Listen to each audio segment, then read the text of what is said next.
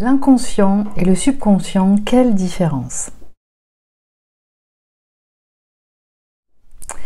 L'inconscient et le subconscient sont des notions psychologiques, psychanalytiques et philosophiques utilisées pour décrire des phénomènes du psychisme humain. On confond souvent ces deux termes car ils ont une signification très proche, mais ce sont surtout les différents concepts et les personnages qui les ont développés qui, sur certains aspects, pointeront une différence. L'utilisation d'un mot ou de l'autre a-t-elle une réelle incidence sur la compréhension du fonctionnement du psychisme humain? Ta définition, c'est qui n'a pas conscience de quelque chose, qui ne s'en rend pas compte, par insouciance ou légèreté d'esprit. Par exemple, un enfant inconscient de ses actes. Se dit d'un acte aussi qui se produit sans que celui qui le fait en ait conscience. Mouvement inconscient. L'inconscient correspond à l'ensemble des phénomènes psychiques qui échappent à la conscience. Il est impliqué dans la plupart des phénomènes mentaux. Sa manifestation est reliée à l'activité du cerveau droit, accessible lors des fréquences cérébrales les plus basses, notamment celles delta. Il maintient le fonctionnement des organes vitaux de notre corps sans que nous ayons à y penser consciemment. Les poumons, le cœur, les reins, le foie, les intestins, la vessie, les organes sexuels.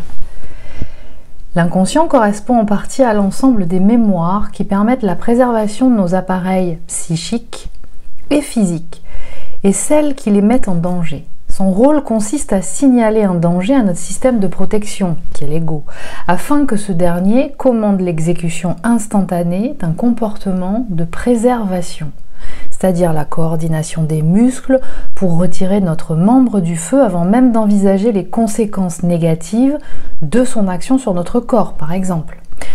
Tout doit aller très vite. Le temps de réflexion, qui ne peut être généré que dans la fréquence cérébrale consciente, est trop long pour répondre à l'urgence d'une mise en action nécessaire.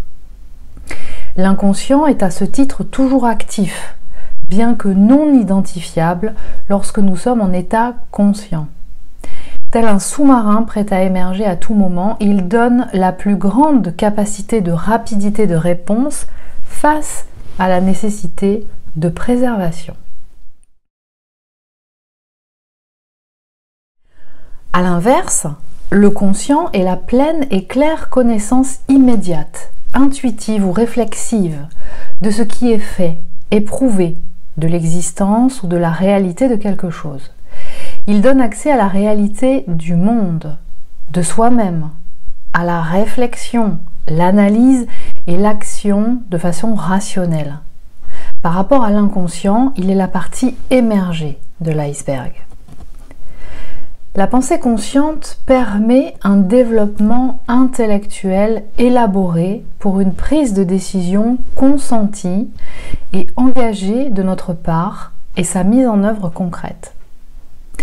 Elle implique notre faculté, premièrement d'analyse, c'est-à-dire l'état factuel d'une situation, incluant les différents événements chronologiques, leur origine et leurs conséquences psychiques et physiques. Elle implique aussi la faculté de logique, évaluation de la cohérence des différentes informations émises concernant un sujet. Elle implique la faculté de structuration, c'est-à-dire de hiérarchisation et organisation des informations selon des contraintes de priorité spécifiques, qui peuvent être temporelles, matérielles, financières ou émotionnelles. Elle implique la faculté de communication verbo-linguistique, c'est-à-dire l'expression orale et écrite des sensations psychiques et physiques. Et elle implique enfin la faculté de mise en œuvre concrète du projet, c'est-à-dire sa manifestation et le suivi des étapes de réalisation. Sa manifestation au conscient est reliée à l'activité du cerveau gauche, accessible lors des fréquences cérébrales les plus hautes, bêta et gamma.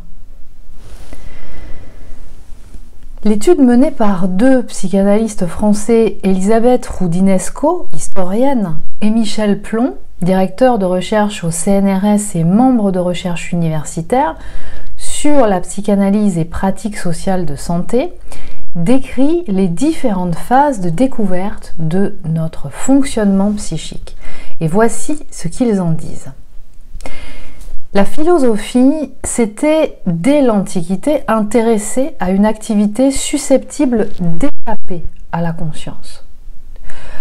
Au XVIIe siècle, on voit émerger le concept d'inconscient qui s'oppose à la conception cartésienne de la conscience.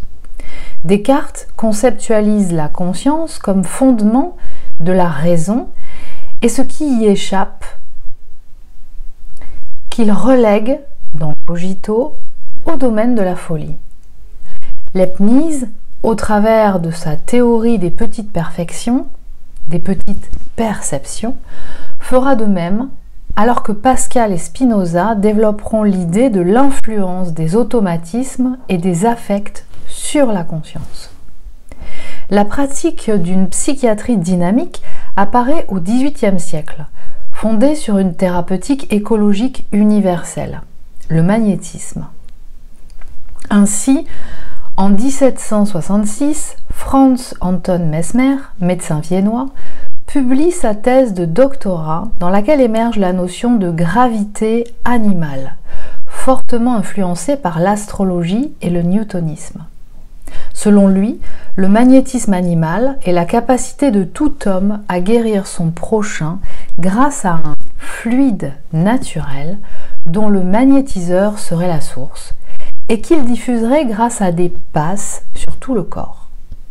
Il se disait capable de provoquer des crises par sa seule présence ou par ses gestes.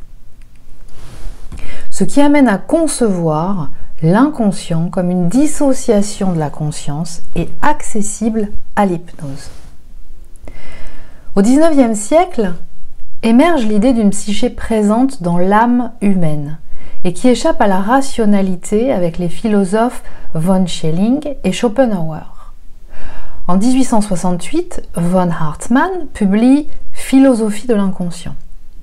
En parallèle se développe une psychologie expérimentale à la fois médicale et physiologique, avec notamment Carl Gustav Carus, qui fut le premier à noter le rôle éminent des fonctions sexuelles dans la vie psychique. Psychanalyste du début du XXe siècle, Sigmund Freud va transformer la tradition philosophique et psychiatrique instaurée jusque-là et qui, à propos de l'inconscient, utilisait des termes courants mais généraux et imprécis. Il développe une nouvelle conception à partir de la synthèse de l'enseignement des neurologues français Charcot et Bernheim, du médecin physiologiste Brouwer sur l'hystérie dans un premier temps, et puis de son ouvrage en 1900, L'interprétation du rêve, ensuite. Il donne ainsi naissance à la psychanalyse où la notion d'inconscient est centrale. Selon l'historien Alain Besançon, le mérite de Freud est non pas d'avoir reconnu l'existence de l'inconscient, mais d'avoir trouvé le moyen d'y pénétrer et d'en avoir décrit rationnellement la genèse et le contenu, le refoulement et le refoulé. Il est à noter que Freud pratiquait l'hypnose durant une phase de sa vie. C'est donc au début du XXe siècle que l'inconscient devient un concept majeur de la psychanalyse. Il n'est alors plus limité au sens de non-conscient, mais défini comme une qualité systémique de l'appareil psychique, le ça, qui comprend le préconscient et le conscient, et capable de se manifester aussi au travers du moi et du surmoi. Ce qui fera écrire Jean Laplanche et Jean-Bertrand Pontalis dans le vocabulaire de la psychanalyse. S'il fallait faire tenir en un mot la découverte freudienne, ce serait incontestablement en celui de l'inconscient. La théorie psychanalytique freudienne définit l'inconscient comme une réalité psychique aussi active que la conscience. L'inconscient désigne le non-conscient, une partie inaccessible du sujet. Ce non-conscient regroupe tous les désirs que le sujet refoule parce qu'ils le dérangent ou le menacent. Et selon Freud, l'inconscient est une sorte de sous-sol de la vie psychique où est placé tout ce qui heurte la conscience. Le refoulement est la notion clé de la théorie freudienne. La diffusion de ces concepts a eu comme effet de révolutionner l'approche occidentale des pathologies psychiques. Il devenait alors possible de remédier à certains troubles grâce à la création d'espaces d'expression libre encadrés par un praticien de santé tenu par le secret professionnel, mais aussi à une médication chimique pouvant agir sur le psychisme. De cette époque découlent les seules techniques de guérison reconnues encore aujourd'hui par le milieu médical occidental, à savoir l'analyse, c'est-à-dire la réflexion et l'expression orale et écrite de la pensée inconsciente, guidée par un praticien formé, qui peut être psychologue, psychanalyste ou psychiatre, et la médication psychotrope. Par psychotrope, on entend produit ou substance chimique qui agit principalement sur l'état du système nerveux central en y modifiant certains processus biochimiques et physiologiques cérébraux, sans préjuger de sa capacité à induire des phénomènes de dépendance, ni de son éventuelle toxicité. Et parmi ces psychotropes, on retrouve les anxiolytiques, qui sont des tranquillisants, les hypnotiques, qui sont des somnifères, les antidépresseurs, les régulateurs de l'humeur, comme les thymorégulateurs ou les normothymiques, ou encore les neuroleptiques, qui sont des antipsychotiques. À cette étape d'étude occidentale du fonctionnement de l'appareil psychique humain, les découvertes neuroscientifiques dont nous bénéficions aujourd'hui étaient inexistantes. Ainsi, la corrélation des pôles de fonctionnement de l'appareil psychique avec les différentes fréquences cérébrales n'était pas clairement établie. Or, les notions théoriques en vogue à cette époque persistent encore de nos jours, non seulement chez des praticiens professionnels de psychanalyse, psychologie et psychiatrie, formés à ces différents courants durant leur cursus diplômant, mais aussi dans la culture populaire occidentale. Qui, de nos jours, n'a pas entendu parler ou voulu analyser ses rêves ou encore décrypter le message d'un signe? Compte tenu des nombreuses avancées de la décennie passée concernant les domaines des neurosciences, physique quantique et épigénétique, ne serions-nous pas à une étape de confrontation de l'ensemble de ces informations? C'est-à-dire le point de rencontre des concepts du passé qui ont donné vie aux croyances actuelles avec les nouvelles informations qui viennent développer plus en détail les processus et en invalider certains. Ce qui est sûr, c'est que nous continuons de découvrir. Et plus nous découvrons, plus certains concepts deviennent incertains ou évoluent. La notion de subconscient est utilisée en psychologie et dans certaines approches spirituelles pour remplacer ou compléter le terme d'inconscient. Le terme subconscient apparaît au XIXe siècle et fait l'objet d'un vif débat entre différents courants. Certains acteurs de la santé psychique de l'époque tentaient de proposer d'autres termes. C'est le médecin psychologue et philosophe français Pierre Janet qui a créé le mot subconscient en 1889 et en a donné la première définition claire dans l'automatisme psychologique. Il y distinguait le conscient et le subconscient tout en précisant ce qui différenciait sa notion de subconscient de l'inconscient de Freud. Il pensait que l'inconscient de Freud était limité par l'accent qu'il mettait sur la sexualité et l'agressivité. Il accusait Freud d'appliquer des termes différents à des concepts qu'il a lui-même explorés en premier. Et je cite, « Il appela psychoanalyse ce que j'avais appelé analyse psychologique.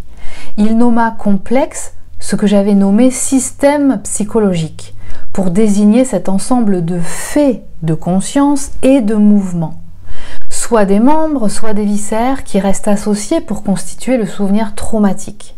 Il considère comme un refoulement ce que je rapportais un rétrécissement de la conscience et de mouvement. Il baptisa du nom de catharsis ce que je désignais comme une dissociation psychologique ou comme une désinfection morale. » Autrement dit, à la différence de Freud, les notions de Janet concernant la nature double des processus psychiques comprennent manifestement le corps, la somatisation et le trauma.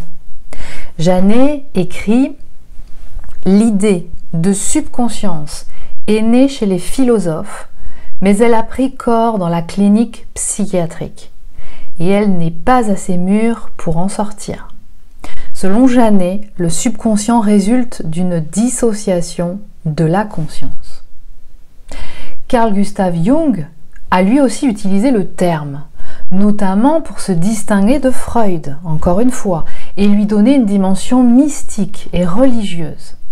Freud a utilisé le terme subconscient en 1895 dans les études sur l'hystérie, issues de ses enseignements de Charcot notamment, pour ensuite le récuser et condamner son usage concomitant avec celui d'inconscient. D'autres courants psychanalytiques, parmi lesquels se trouvent le lacanien, le reichien et d'autres, utilisent parfois les termes subconscient ou subconscience au lieu d'inconscient. Pour Elisabeth Roudinesco, le mot subconscient est utilisé aujourd'hui par ceux qui refusent la notion d'inconscient freudien. En 1897, une conception bien plus complexe en a été développée par l'écrivain Paul Chabannex, qui distinguait différents niveaux de subconscient, diurne et nocturne, et types de relations entre subconscient et conscient, les contacts intermittents ou permanents, influence ou non de la volonté. Il soulignait l'importance de son impact dans le processus créatif littéraire, artistique et scientifique. Et la théorie de Janet, en tout cas, a eu une grande influence auprès du courant artistique surréaliste qui utilisait l'écriture automatique pour accéder aux processus les plus élémentaires de la pensée et réinventer ainsi la poésie.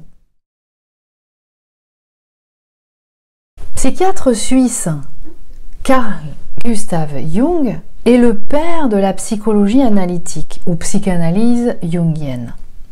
Dans son ouvrage Jung, un voyage vers soi, le sociologue Frédéric Lenoir dresse le portrait de ce pionnier de la psychanalyse à la pensée visionnaire, mais encore peu connu en France. De par son histoire familiale, Jung a très jeune eu accès et marqué un intérêt pour la théologie, la médecine, la psychiatrie et l'occultisme.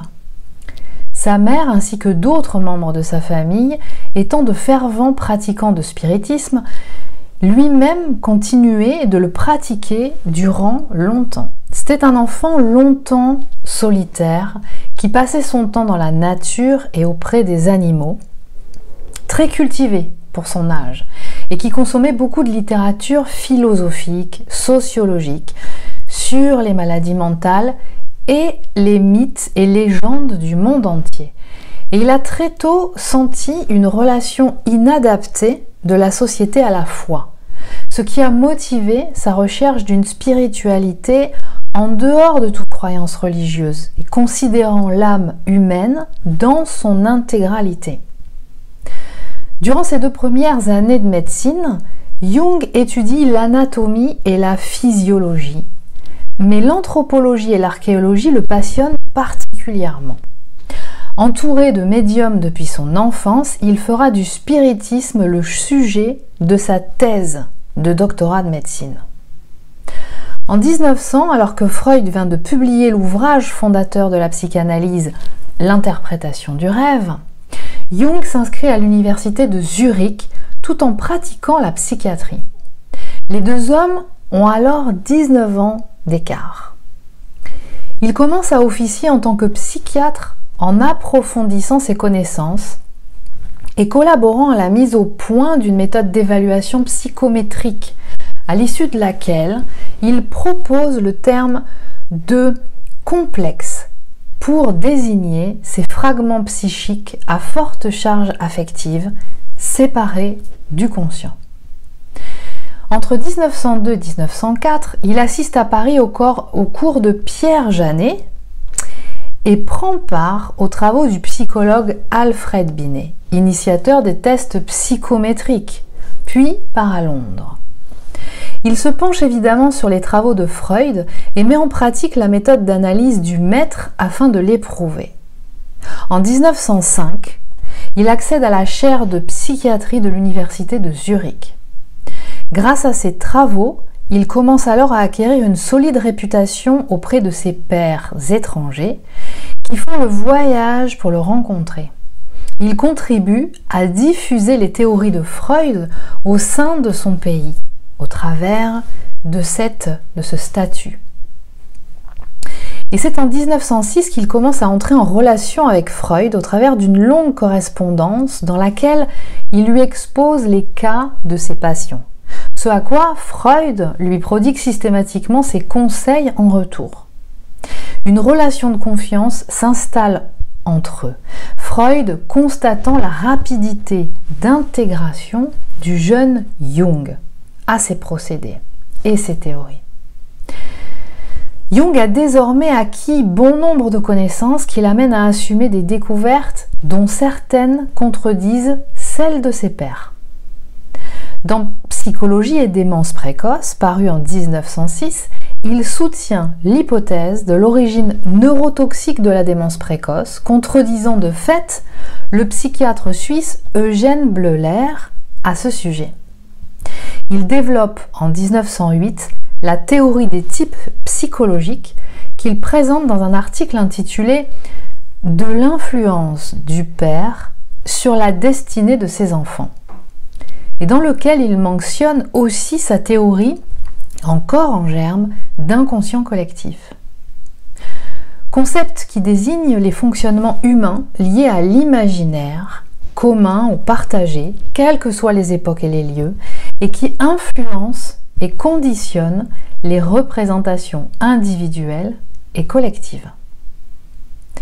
À partir de 1911, dans l'ouvrage de psychologie analytique Métamorphose et symboles de la libido, qui traite des images mythologiques dans les rêves et les hallucinations, il développe formellement le concept d'archétype. Nous ne résoudrons pas le fond de la névrose et de la psychose sans la mythologie et l'histoire des civilisations, dit-il. Il a intégré certains postulats de la psychanalyse freudienne, mais n'en demeure pas moins sceptique sur divers points. Et il n'hésite pas à en faire part à Freud, qui le voyait comme son fils et héritier scientifique. Jung n'était pas d'accord avec la notion notamment d'inconscient de Freud, qui considérait que l'ensemble des charges émotionnelles qui l'animent est exclusivement cantonné à un point de vue sexuel. Il percevait d'autres champs d'influence, à un niveau bien plus grand que celui auquel Freud s'était arrêté. Celui-ci lui avait demandé de ne surtout pas abandonner sa théorie sexuelle selon des termes qui n'avaient plus rien à voir avec un jugement scientifique, mais relevant plutôt d'une volonté personnelle de puissance. Il constata la névrose de Freud face à son refus de considérer la dimension énergétique comme source d'influence dans le fonctionnement de l'appareil psychique. Dès 1911, leur relation se dégrade. La psychanalyse a acquis une renommée mondiale et Jung est nommé président de l'Association psychanalytique internationale. Freud n'a de cesse de se comporter en patriarche de la psychanalyse. il vit dans l'appréhension d'être supplanté en tant que fondateur et reproche à Jung d'en avoir l'intention. Il critique l'approche de travail circulaire de Jung qui s'appuie, selon lui, sur trop de sources extérieures du domaine religieux ou mythologique. Ce à quoi Jung réplique qu'il trouve trop inquiétant de laisser de côté de larges domaines du savoir humain. Jung fut le premier à intégrer la dimension de l'âme dans le domaine scientifique, ce que Freud considérait comme de l'occultisme. En 1913, lors du 17e Congrès international de médecine à Londres, il se distingue officiellement de la psychanalyse de Freud et d'autres courants en présentant sa propre approche thérapeutique, qu'il nomme psychologie analytique. De fait, il utilisera d'autres termes qu'inconscient, celui-ci étant intimement relié aux théories de Freud. Ce dernier le vit comme une trahison et la rupture est consommée entre les deux hommes qui impliquera une division entre les courants. Avant de rencontrer Freud, Jung avait déjà développé ses propres théories. Mais le maître de la psychanalyse ayant reconnu l'aura dont Jung bénéficiait dans le monde de la psychiatrie, bien il voulait en faire son successeur pour diffuser la psychanalyse à un niveau international. Néanmoins, il existait entre eux une relation personnelle profonde qui les a beaucoup influencés. En 1914, Jung démissionne de son poste de président de l'Association internationale de psychanalyse, entraînant le retrait de la Société psychanalytique de Zurich, au motif que Freud impose une orthodoxie qui entrave la liberté et l'indépendance de la recherche. Jung ne renoncera jamais à son esprit critique qu'il juge essentiel dans son rôle de scientifique. Ce conflit a eu comme conséquence le rejet médiatique et institutionnel des théories de Jung. Ceci pour deux raisons. D'une part, la révolution intellectuelle qu'il a opérée a eu lieu en même temps que celle aussi importante de Freud.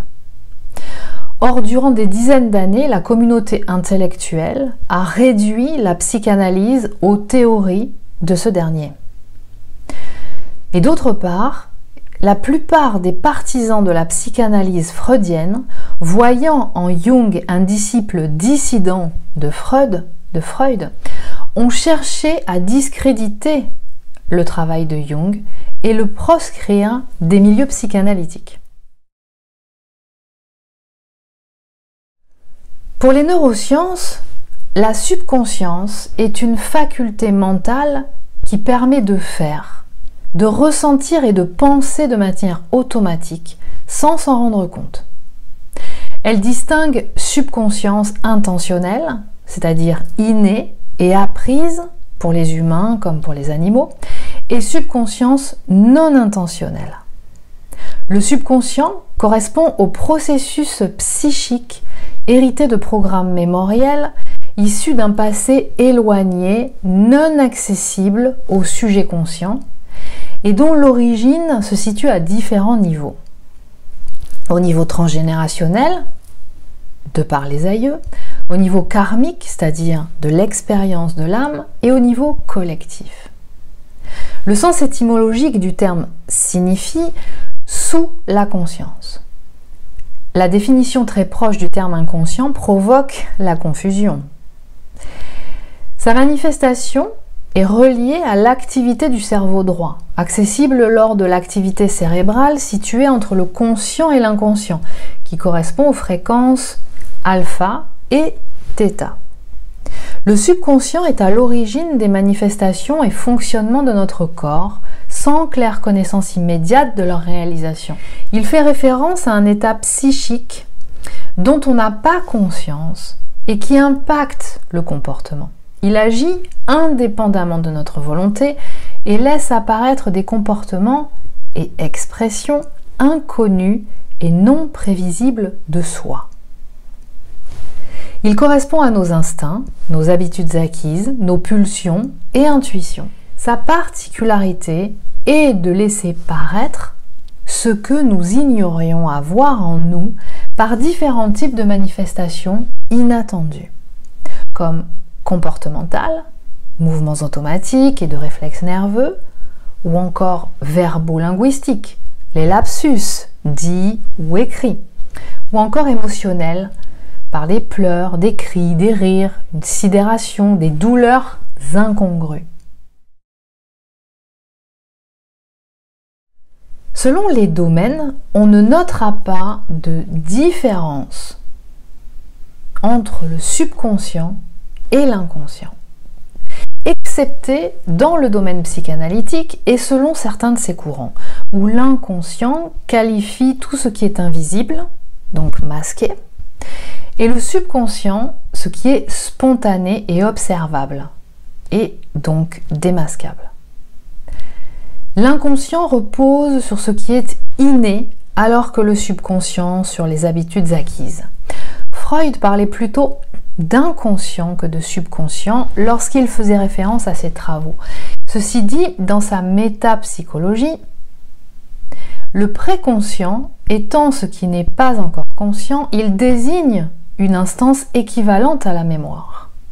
Il permet de faire le lien entre conscient et inconscient, ce qui s'approcherait des caractéristiques que certains donnent au subconscient lorsqu'il est différencié de l'inconscient. Aujourd'hui, certains courants psychologiques et psychanalytiques ne reconnaissent que deux pôles de fonctionnement de l'appareil psychique, le conscient et l'inconscient. Ils ne distinguent pas l'inconscient du subconscient, considérant que ces deux pôles n'en constituent qu'un seul et peuvent utiliser les termes inconscient et ou subconscient en référence à tout ce qui n'est pas conscient. Pour d'autres, la différence entre les deux étant très subtile, elle est susceptible de compliquer la compréhension du concept. En France, l'influence de la psychanalyse avec son lot de débats sur le sujet du fonctionnement de l'appareil psychique est arrivée assez tard.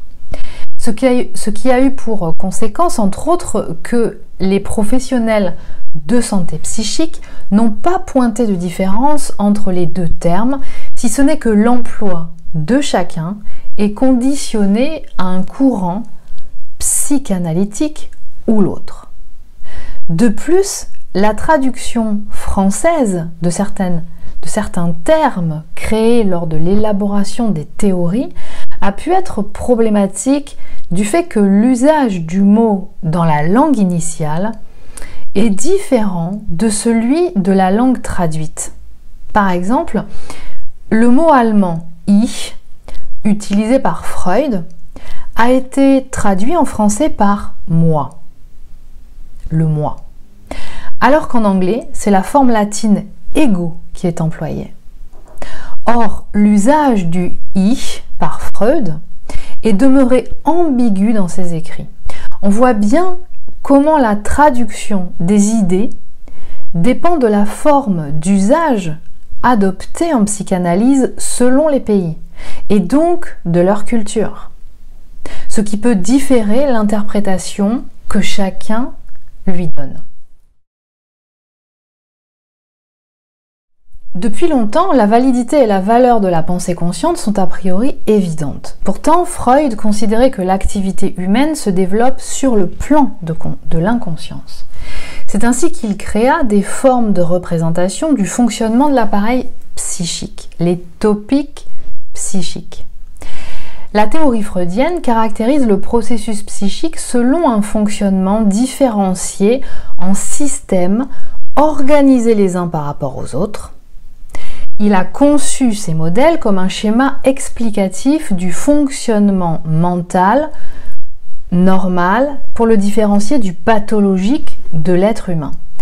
Ça partait d'une tentative de cartographie de l'appareil psychique selon une des trois perspectives de l'approche psychanalytique qui est dynamique, économique et topique. Et la première topique définit trois pôles que sont l'inconscient, le préconscient et le conscient. Le préconscient étant donc l'état qui précède la conscience. C'est en 1900, au chapitre 7 de son ouvrage « L'interprétation du rêve », qu'elle prend forme. La seconde topique comporte 3 instances. Le ça, le moi et le surmoi. L'inconscient, le ça, n'est plus un pôle à part, mais une qualité active dont le conscient, moi, est imprégné et la partie émergée de l'iceberg. Selon Roudinesco et Plon, on assiste par la suite à 3 lectures divergentes de la deuxième topique sur le moi. C'est-à-dire que d'autres psychanalystes ont continué de développer ces théories. Et la première lecture, eh bien, c'est celle où le moi est conçu comme un pôle de défense ou d'adaptation à la réalité. Donc la notion d'ego en psychologie. La deuxième lecture immerge le moi dans le ça. Le moi s'y scinde en un moi et un je sujet, lequel sujet est déterminé par un signifiant. Et Jacques Lacan en a fait la diffusion. Et la troisième lecture, enfin, inclut le moi dans une phénoménologie du soi ou de la relation d'objet. Mélanie Klein en a diffusé cette lecture. Elle est formulée à partir de 1920, cette deuxième topique, à la suite de l'apport de nombreuses notions théoriques de la métapsychologie freudienne, dont les principales que l'on retient sont le narcissisme, le principe de plaisir et le principe de réalité. Jung, quant à lui, bien que ses idées aient imprégné une grande partie de notre culture, reste encore assez méconnu du grand public, particulièrement en France. Pourtant, son œuvre visionnaire a révolutionné la pensée humaine, les connaissances psychologiques, tout en sollicitant la philosophie, l'anthropologie, la physique, les sciences de l'éducation, la théologie, l'histoire des mythes et des croyances. Il s'est aussi inspiré des philosophies orientales, de l'ésotérisme, des courants mystiques et des phénomènes paranormaux. Le lien entre science et spiritualité apparaît clairement dans les écrits de Jung. Le travail de Jung laisse à transparaître une posture de scientifique qui collecte des faits tout en soulignant les limites de la raison et de la science. Pour lui, l'expérience individuelle de vie et son témoignage authentique est ce qui valorise toute connaissance et à l'origine de toute théorie, ce qui implique leur évolution en fonction des découvertes scientifiques. Il a toujours critiqué en ce sens le formalisme et l'intolérance, et ce, quel que soit le courant ou le domaine d'expertise concerné. Il est à l'origine de l'élaboration de grands concepts qui sont la synchronicité, les complexes, l'inconscient collectif, les archétypes, les types psychologiques, l'anima et l'animus, l'ombre, la persona, le processus d'individuation. La pensée de Jung consacre l'âme humaine et toute la richesse intérieure qu'elle génère en chaque individu. Le processus de guérison de l'âme prend origine en sa propre richesse, à l'intérieur de l'individu. On peut réellement saisir l'impact de sa pensée dans le contexte d'un univers bouleversé, en quête de sens, où notre existence est à reconcevoir avec de nouvelles pistes, les institutions passées n'allant plus de soi. De là à penser que le très récent retour en force de la pensée jungienne a été initié par la profonde révolution sociétale à laquelle nous assistons aujourd'hui, il n'y a qu'un pas. Quoi qu'il en soit, Jung était certainement en avance sur son temps. Il est à noter que les notions de subconscient et d'inconscient ainsi que d'autres instances de l'appareil psychique sont issues des recherches scientifiques occidentales, mais qu'on en retrouve les fondements dans d'autres cultures millénaires, où elles sont décrites et nommées différemment. Dans les textes apocryphes, le Cantique des Cantiques par exemple, les textes sacrés ou par exemple certaines représentations féminines, notamment dans la Bible, sont le symbole en réalité du féminin de l'être, qui correspond à l'inconscient ou subconscient moderne, quand son époux est celui du masculin de l'être, soit le conscient.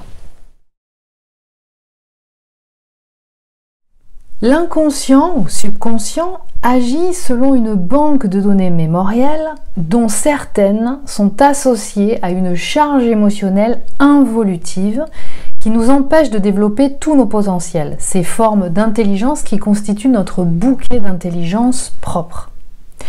Elle impacte nos cellules et toutes nos manifestations de vie et influence la plupart des phénomènes mentaux, nos choix, nos orientations, nos décisions, nos attirances, nos désirs, nos peurs. Comprendre le fonctionnement de l'inconscient ou du subconscient permet d'une part de mieux se connaître et éviter de subir la puissance des mémoires qu'il contient, de dépasser les peurs et rejets irrationnels qui nous empêchent d'être et de manifester avec le cœur, ce qui finit par nous rendre malheureux. Et d'autre part, de prendre plus de distance sur ce qui les déclenche et mettre en place une stratégie de réponse en phase avec nos valeurs d'être.